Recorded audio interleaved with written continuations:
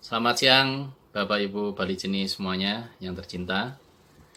Perkenalkan, nama saya Dea. Kami dari Gugus Tugas COVID-19 Perumahan Bali Jeni, RT 13 RW 12. Pada kesempatan hari ini, izinkan kami untuk men-share kepada Bapak Ibu semuanya mengenai alur tindak lanjut bagaimana apabila ada warga di Bali Jeni yang memiliki gejala COVID-19 maupun memiliki kontak erat dengan orang yang positif.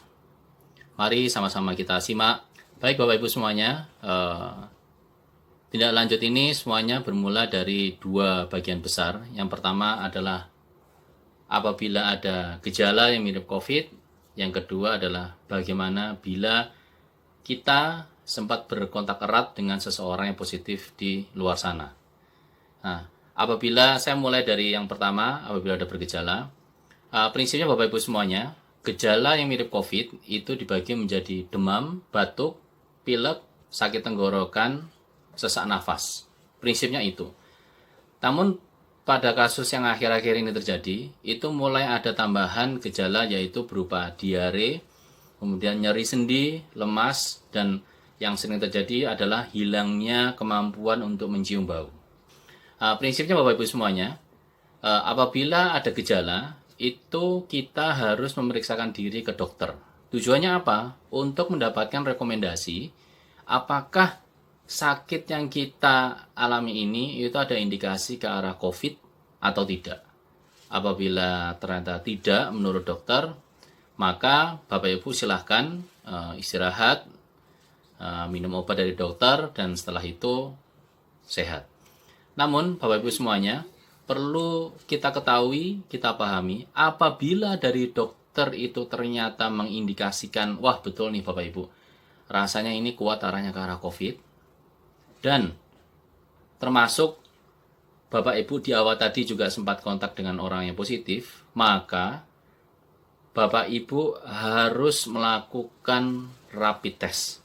Nah, rapid test di sini itu dibagi menjadi dua rapid test, di mana rapid test pertama harus dilakukan setelah Bapak Ibu semuanya kontak erat dengan yang positif atau setelah dokter menyarankan Anda terindikasi COVID. Nah, rapid test pertama itu bisa dilakukan di rumah sakit terdekat, dan hasilnya apabila Bapak Ibu itu secara rapid itu adalah non-reaktif, maka Bapak Ibu wajib untuk mengisolasi diri. Untuk apa? Untuk mengikuti rapid test yang kedua.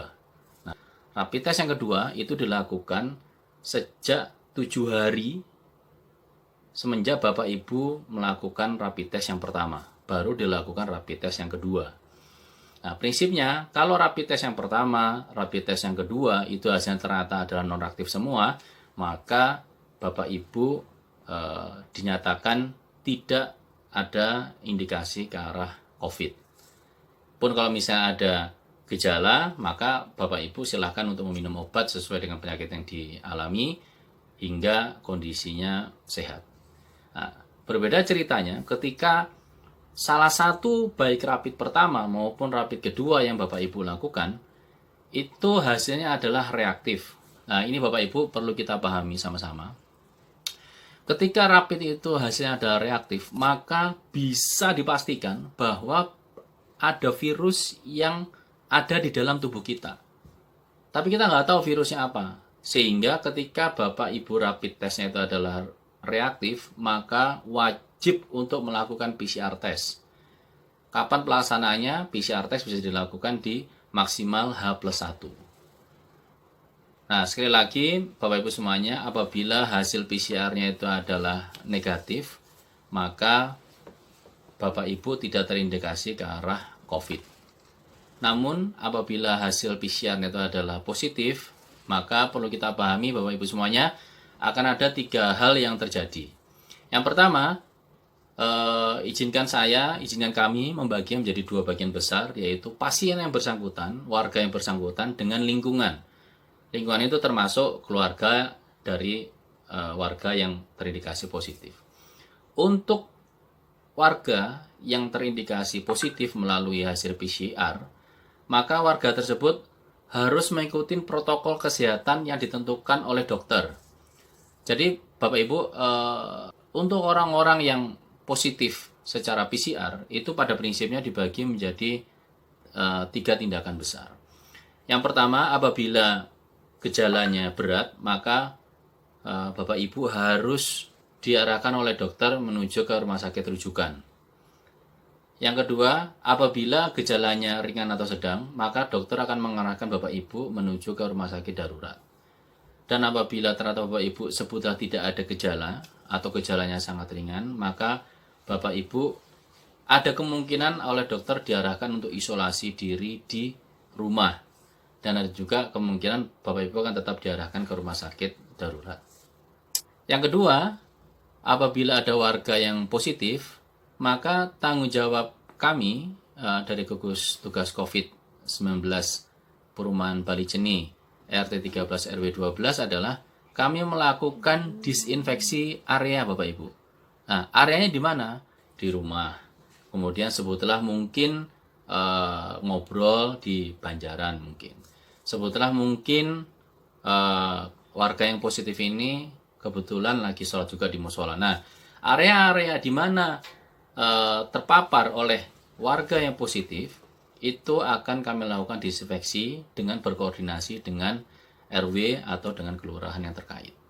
Nah, selanjutnya tidak kalah penting Bapak Ibu semuanya, apabila ada warga yang positif, maka warga tersebut ke rumah sakit. Nah, untuk keluarganya itu akan dilakukan pendampingan oleh gugus tugas COVID. Kebutuhan sehari-hari itu akan disupport, akan didampingi oleh gugus tugas, memastikan bahwa keluarga dari warga yang positif itu terpenuhi segala kebutuhannya. Kemudian yang terakhir dari seluruh tindak lanjut yang dilakukan yaitu dilakukan penelusuran kontak erat. Kami berkewajiban untuk menelusuri siapa saja yang berinteraksi dengan warga yang bersangkutan untuk selanjutnya masuk sebagai kontak erat dengan yang positif dan akan dilakukan rapid kembali. Jadi kurang lebih seperti itu Bapak Ibu semuanya. Semoga penjelasan dari kami cukup informatif. Apabila ada pertanyaan silahkan bisa menghubungi kontak person yang ada di protokol COVID yang sudah kami sebarkan. Semoga bermanfaat. Sekali lagi mohon dipelajari, mari kita pahami demi kesehatan kita semuanya dan demi Bali Jeni yang aman, yang sentosa. Assalamualaikum warahmatullahi wabarakatuh.